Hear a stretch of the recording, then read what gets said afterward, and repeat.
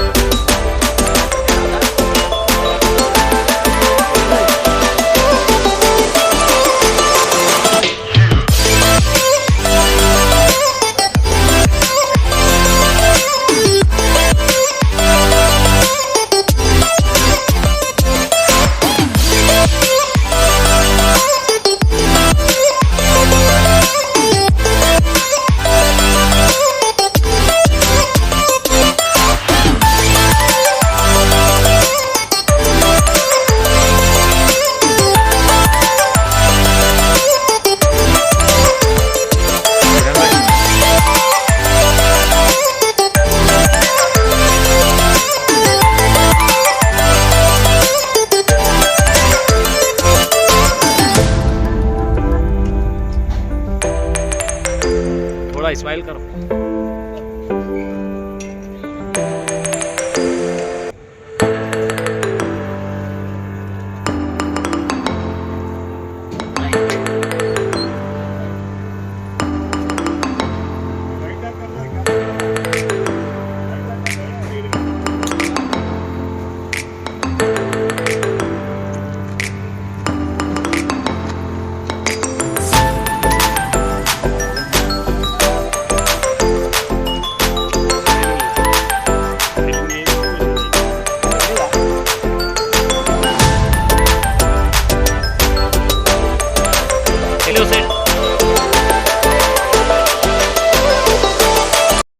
ప్రజలందరికీ కూడా బతుకమ్మ పండుగ శుభాకాంక్షలు. అమ్మలకు, అక్కలకు, చెల్లెలకు అందరికీ కూడా అందరూ కూడా బతుకమ్మ పండుగ శుభాకాంక్షలు తెలియపరుస్తూ మరి సంగారెడ్డి జిల్లా హెడ్ క్వార్టర్లో సంగారెడ్డి పట్టణంలోని మహబూబ్ సాగర్ చెరువు కట్ట, దీన్ని వినాయక సాగర్ చెరువు కట్ట, దీన్ని బతుకమ్మ సాగర్ చెరువు కట్ట, ఈ చెరువు కట్టపై గత కొన్ని సంవత్సరాల నుంచి అంటే సుమారు 20 సంవత్సరాల నుంచి కూడా మా నాయకుడు జగ్గారెడ్డి గారి నాయకత్వంలో, జగ్గారెడ్డి గారి పర్యవేక్షణలో, వారి యొక్క పర్యవేక్షణలో సద్దుల బతుకమ్మ పండుగ ఘనంగా జరుగుతుంది.